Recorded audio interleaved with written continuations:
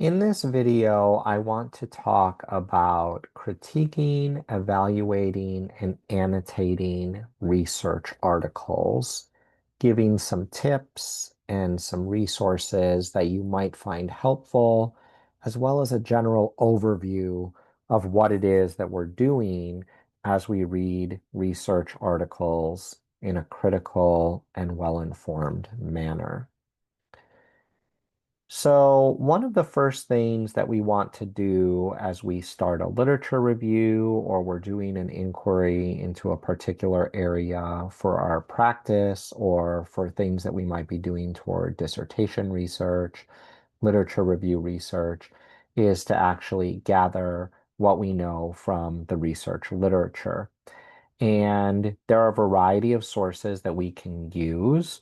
We can, of course, use books, book chapters, primary source documents, legal briefs, uh, other types of podcasts, documentaries, news articles, all types of things that we can use as we try to understand a topic better.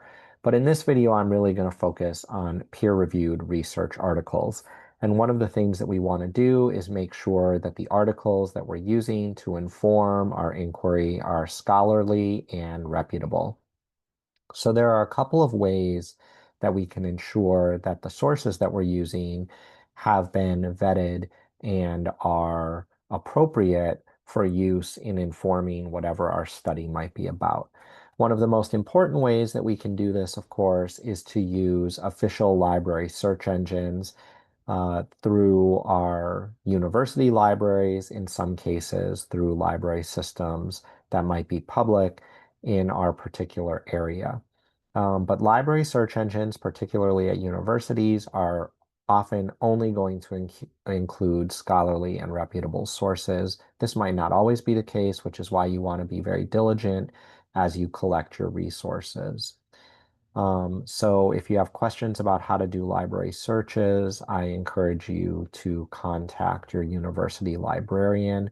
But library databases and subscriptions that libraries, university libraries have to academic journals tend to be scholarly and reputable. Now, increasingly, people are using non-library search engines in order to start literature review processes. For example, many people are using Google Scholar as a way to begin a literature review process. There's nothing wrong with non-academic search engines per se. However, all search engines have a particular logic built into the way that they are actually providing you information about what might be included in a literature review or to better inform yourself on a topic. Google Scholar, of course, since it's scouring the web for articles, is often informed by the number of times that an article has been downloaded and things of this nature. So while that can be helpful, it can also be limiting in certain types of ways. So if you're using Google Scholar, I encourage you to couple that with using search word terminology in academic databases that can also then give you a wider array and a wider set of articles from different types of scholarly journals rather than just the ones that might get picked up by Google Scholar. Similarly, people might be using things like ResearchGate or academia.edu, sometimes LinkedIn, other sources like this. Again, nothing wrong with these sources per se, but they tend to favor certain types of journals, certain types of research articles, and again, when you're doing a literature review, you want to be able to make sure that you're gathering as many sources as possible. So I encourage you to, of course, always start with a library database search using the various library search engines that are often available so you get the maximum amount of information from the widest number of sources. Those search engines that university libraries have are designed through the keyword function to be able to help you get the greatest number of sources. Again, there are particular ways to use those search engines, so I encourage you to make sure that you're familiar with how do you use search words, how do you define what the keywords are for different databases, and how do you actually use the search engine optimization functions of those library databases. Another way, as you start to collect articles, if you're doing it outside of, for example, a library search engine, to see if something is scholarly and reputable, is to try to find information on the journal website. And what you're looking for is key pieces of information that might help you understand if the journal is scholarly and reputable. For instance, does the journal have an impact factor? Now, everything I'm saying here needs to be taken with a grain of salt because increasingly predatory journals are also putting some of this information on their websites, so it can be a little deceiving. So you have to be a discerning researcher and you have to understand what makes a journal website reputable and what doesn't. But an impact factor is basically how often is the research in a particular journal cited by other people in the academic community? That's what an impact factor is. And they tend to range. A good impact factor is like an impact factor of 1 or higher, for instance.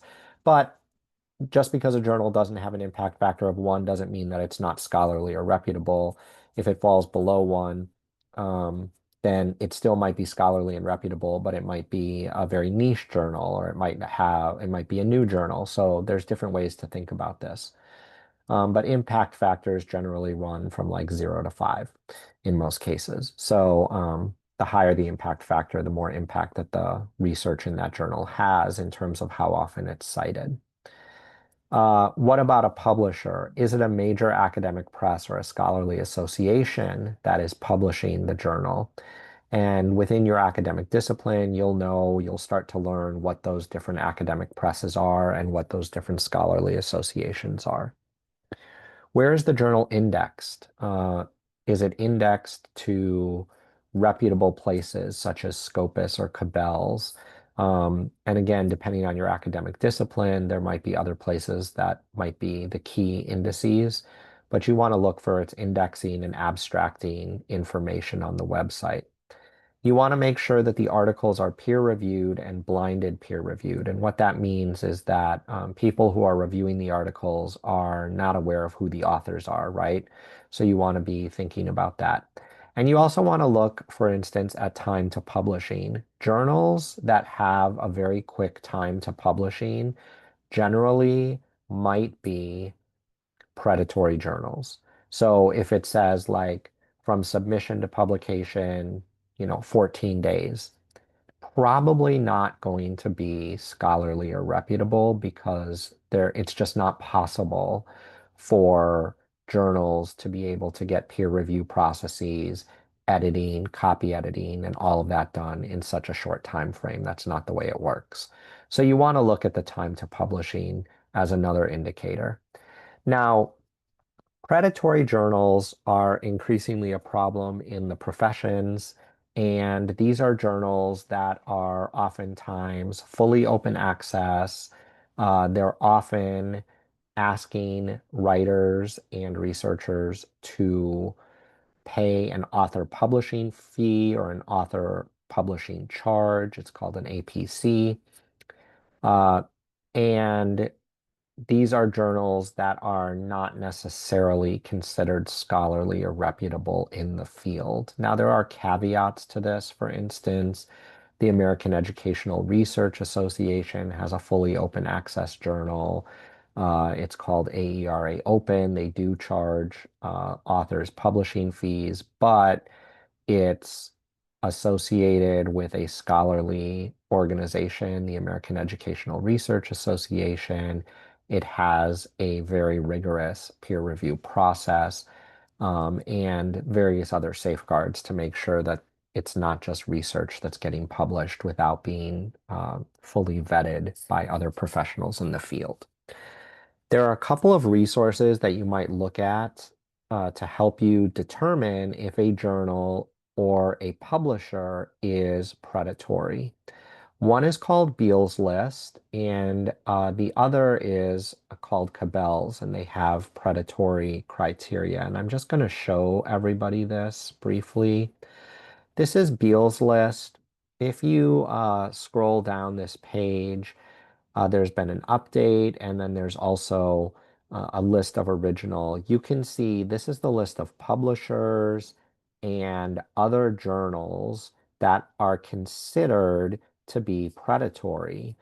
Now, this list is not necessarily been updated in a few years, but in general, it's a good place to start. The second place that you might go is to go to Cabell's, which is a kind of journal citation tool online, and they have a list of predatory criteria on their website. So you could look at some of these areas and you could try to determine for yourself whether you think a journal is predatory or not. So some of the criteria include information about the integrity of the journal, the peer review process, their kind of publication practices, as I stated before, what is their indexing and their impact factors. And like I said, you have to be careful about that because increasingly predatory journals are putting information up online that might make it seem like it's a reputable journal, but in fact it's not. Do they charge fees? Again, caveats to that are certain journals like AERA Open, which are associated with particular professional associations that are considered scholarly and reputable. And that's going to vary based on your academic field.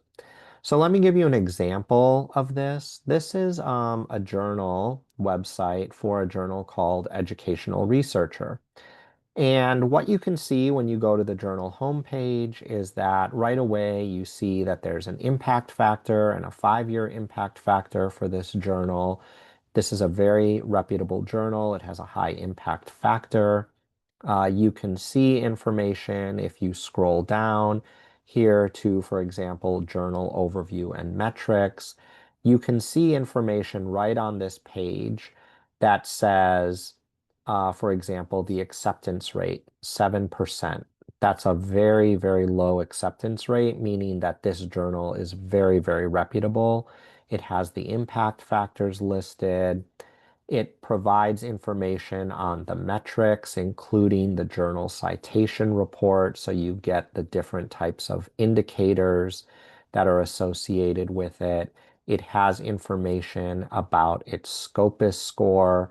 And what a number like this means, for example, is that educational researcher is out of 1,543 different journals that are associated with education in Scopus, this is number 17. So it's a very, very highly rated journal in the profession.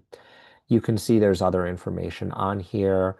There's information about abstracting and indexing, and you can see here, for example, this journal is indexed to a place called Scopus, but there are a lot of other places it's indexed to, like PsycInfo, EBSCO, ERIC, educational research abstracts online. This is an education journal. So you'll start to get familiar with where these different indexing tools, what they are and what's considered reputable and what's not. So if you were unfamiliar with educational researcher as a journal, you might be able to look at this and say, oh, this is a very reputable journal, seems very legitimate. So any research that I'm reading from here is probably scholarly and reputable.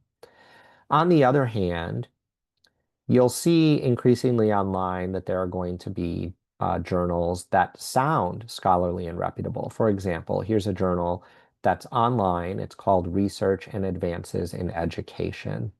This is an open access journal, and when you are searching online, you might find articles from this particular journal. However, this is a predatory journal. And one of the ways that you might be able to figure out about that is, for example, if you went to like the author guidelines, you would see that right here on the author guidelines, there is information about an author processing charge. Now, again, I want to be cautious. Not all journals that charge APCs are predatory. However, a lot of them that charge APCs are predatory. So you have to be discerning. There should be a clue right away when you're on here that this might not be a reputable journal. For example, the word author is spelled incorrectly right here on the page. So that's very problematic. They do have information on this website about indexing and archiving, but what you will see is that there's no general strong indexing that is going on with this journal. They're saying they're indexed to Google Scholar. Again, there's nothing wrong with Google Scholar, but Google Scholar is scouring the web for all open access material. So it's not going to be necessarily always scholarly or reputable. You don't see on here, for example, what you saw on the website here for all these different indexing and abstracting places, including places like Scopus or Cabell's. So if you come across a journal like this online and it seems like, oh, this is great, you want to be very cautious. Again, the caveat here is that you have to become a discerning researcher. You have to be able to understand and start to get familiar with the types of journals that are scholarly and reputable in your particular academic discipline and those that are not. So the first thing when you're doing all this, you want to be thinking about scholarly, reputable articles. Now, what we're doing as we read and we are trying to write article evaluations, critiques, and annotations is we want to write about the material in an informed manner. In general, it is very good practice as an academic researcher to write about what you read, what you listen to, what you watch, whatever it is, as close to the time as when you engage it as possible, and to keep your materials organized. There's various ways to do this. I'm talking about writing article evaluations and critiques, as well as doing annotations or annotated bibliographies. But you want to write about all of this stuff as close as you can. Writing about something helps you to process the information. It helps you to keep track of it. And as you're building a literature review or you're trying to understand a topic better, writing about it also helps you to be able to start to process and synthesize the information. So what we're trying to do here is summarize the material, capture the major contributions of the piece in terms of its findings, its methodologies, the population that might have been a part of the research or the inquiry, what the gaps are that researchers are talking about. And we want to be able to think about what the researchers are saying about areas for future research, because this, of course, might inform what we end up doing as academic researchers ourselves. So I generally talk about critique, evaluation, and annotation.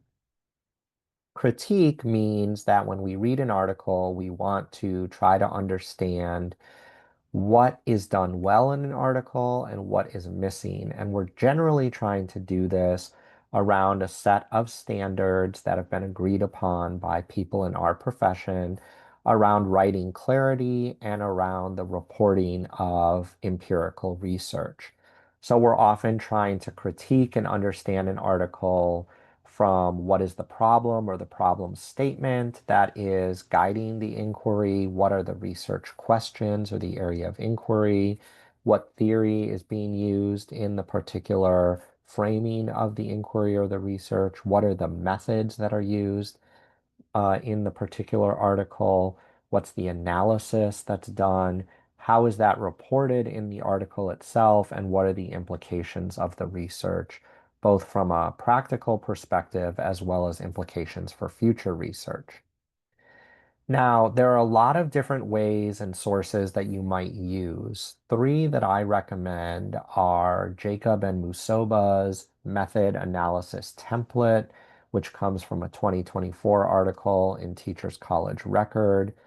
Wallace and Ray's Critical Analysis Template, which comes from their 2021 book, Critical Reading and Writing for Postgraduates, and the APA Journal Academic Reporting Standards, which come from Section 3 of the APA 7th edition. Now, I want to go over each of these so that you understand what I'm talking about. So, first of all, after we read an article, a method review template such as this provided by Jacob and Musoba might help us to start to figure out what it is that we can understand about an article so that we can write about it in an informed manner. So this particular template, and I'm going to increase the size here just a little bit, is very helpful for beginning researchers because it's helping you to capture information like what are the research questions or the hypotheses in this particular article? What type of article is it? Why did the authors decide to do the research? What theoretical framework is used and how well is it described in the particular article? What's the sampling criteria or who are the participants in a particular study? This is if it's a certain type of study, like a quantitative or a qualitative study, for instance, mixed methods research. Some articles might not have participants if they're theoretical or philosophical. How is the literature review presented? So, in other words, how are the researchers framing their study within a larger research base, within a larger literature? All good research articles are going to review literature in some other way. They're going to put their information in relationship to other things we already know from the field. And then all of the information about the data itself. So, for example, what's the sample size? What's the sampling method? What methodologies are used or what tools are used to collect the data? What are the limitations and the delimitations of the article? And are those explained in the article? How is it analyzed? Here they say statistics, but there's also analytical approaches for qualitative research methods. So, are they describing their coding process, for instance, or are they describing their observation protocol, depending on the type of qualitative method they're using? How rigorous is the research? So, measures of reliability, validity, trustworthiness, all of this kind of stuff. Do the researchers talk about their positionality or their relationship to the research and how that informs or biases the study in particular way? Do they discuss research ethics? What are the findings? How do they interpret those findings? Are the interpretations appropriate based on what you understand about the method and the form of analysis? What unanswered questions might you have? And what is the unique contribution of the piece? So this is one potential tool that you might use. There's also a tool from Wallace and Ray, Critical Reading and Writing for Postgraduates, that provides a template critical analysis of a text. This is kind of a different way to think about how you might process it.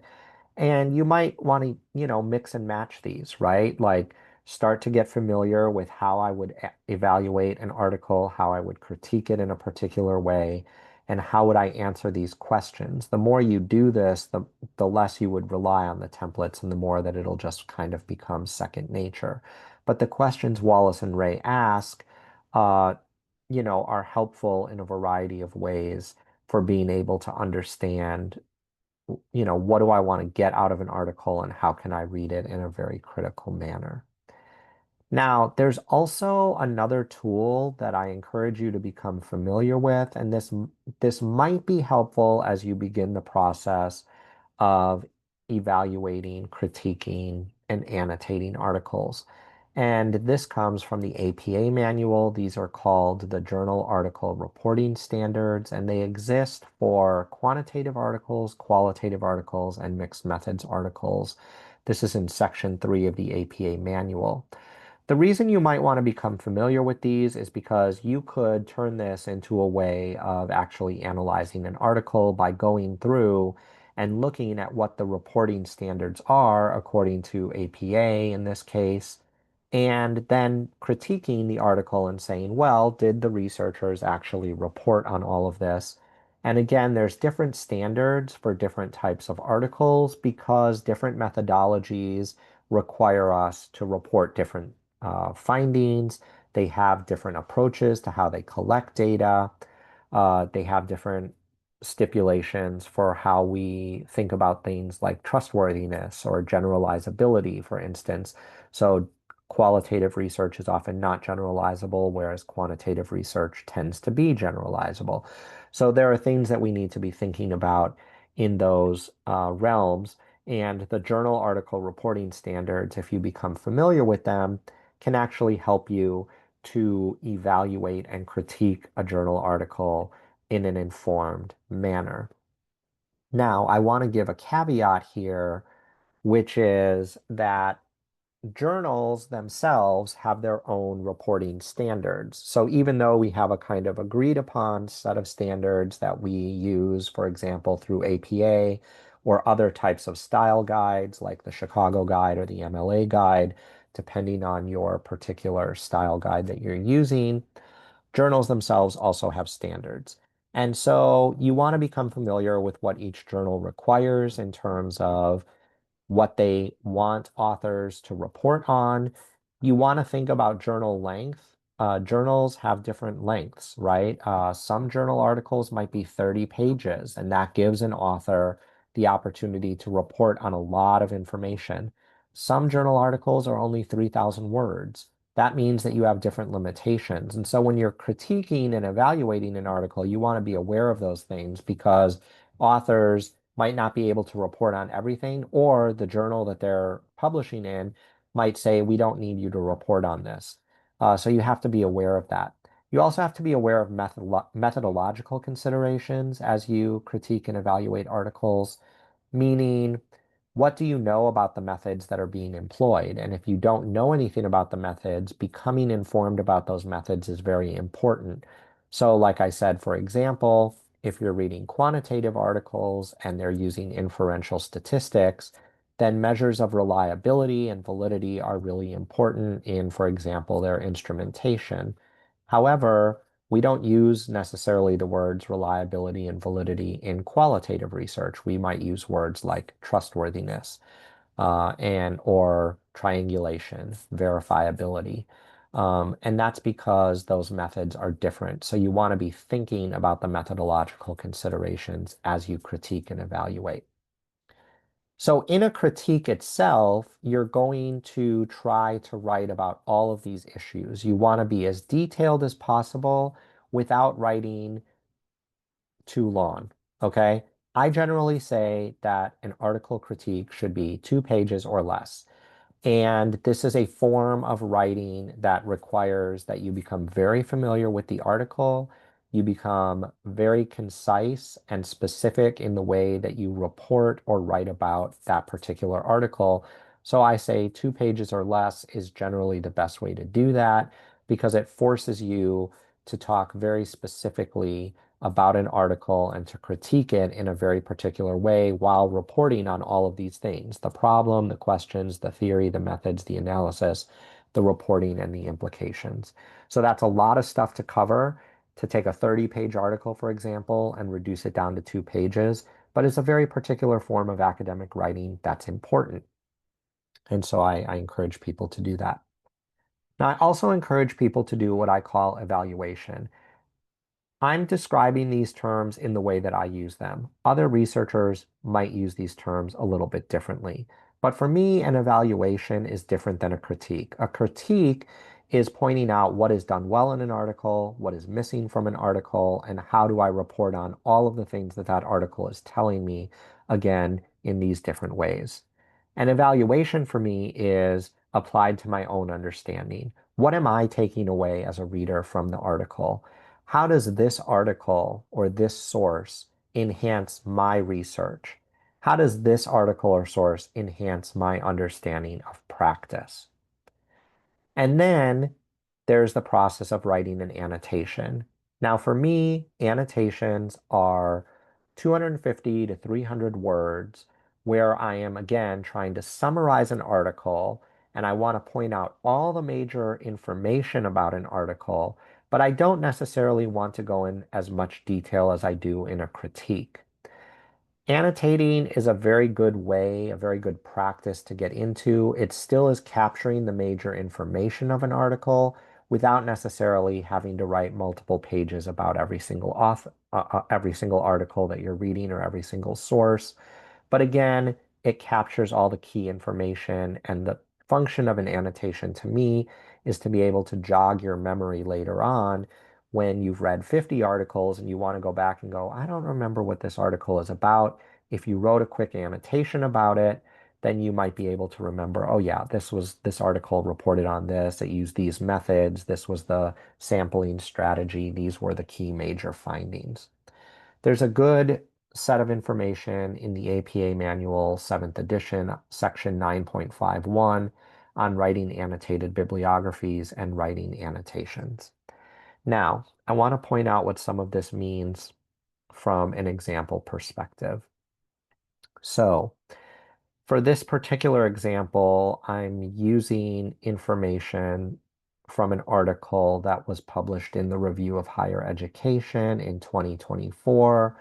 It's by Rockenbach and Mayhew, and the article is a quantitative article called Pathways to Religious Pluralism in College, a critical analysis of identity, campus contexts, and engagement. What I have here is an article critique and an evaluation. And in this particular critique and evaluation, I've written a two-page critique of the article, which includes all the information that I just described in the PowerPoint. And I've also written an annotation of the article, and you can see that the annotation is a little bit different. Now, without going into all the details here, I'm happy to send this to anybody who needs it. What I do want to point out is that in the actual critique and evaluation document, I'm pointing out information, for instance, about the instrumentation. This used a survey instrumentation. I've pointed out information on the research questions. I've pointed out information on how the constructs of religious pluralism are defined by the researchers in the actual article. I've pointed out strengths of the article from my perspective. For example, this article is building on empirical research that's been done before, and it's using a very particular type of survey instrument. It also has really good information about reliability coefficients for each of the constructs, for instance, and I've pointed information out about that in this critique. I've pointed out that this is a quantitative study because that's very important. And I've pointed out the type of method that was used, which was multinomial linear regression. I've tried to explain that, and I've tried to point out the final data set, how many students were included in it, what the demographic breakdown of that was, how the researchers reported their findings, and what some of the major findings were and how the researchers described those. Now, I also included an evaluation of this article for myself. So I stated here, this article advances my understanding in several important ways. The constructs in the survey helped me understand the types of activities that students might engage with during college to develop pluralistic orientations. And it might also be important to advancing my work in the classroom. Now, this is personal to me because of what it is that I'm doing. You might write an evaluation statement that talks about how this article is better informing your research agenda, is better informing what you're trying to do for your dissertation. These evaluation statements are very important because you are always going to want to situate literature in how it helps you advance your own practice or your own research inquiry. And then, of course, I have an annotation, which is a little different. It's a different style of writing. It's a different summation. And again, I tend to say that those should be about 250 to 300 words. It's good practice to try to write annotations after different types of articles that you're actually going to read. Finally, I want to emphasize again that it's important to keep up with your citations and referencing using the appropriate style guide, APA 7th edition, or whatever style guide might be appropriate to your particular academic discipline, be that MLA or some other Chicago style, whatever the source is. It's important that you're referencing material correctly. I encourage as good practice that you're always including the reference and the citation, uh, both your in-text writing and the reference itself, so that when you go back to it later, if you're going to use it in a literature review, a presentation, or some other place, that you're able to have all of the information that you need to cite it and reference it appropriately. So this video provided an overview about how you can critically engage with peer-reviewed research. We reviewed information about how we make sure that research is scholarly and reputable, coming from a reputable source. We reviewed information about how to read an article critically, take notes on it so that you can write an article critique and evaluation, and also information about annotating and referencing and citing these articles. Please let me know if you have any questions, and I hope the video was helpful.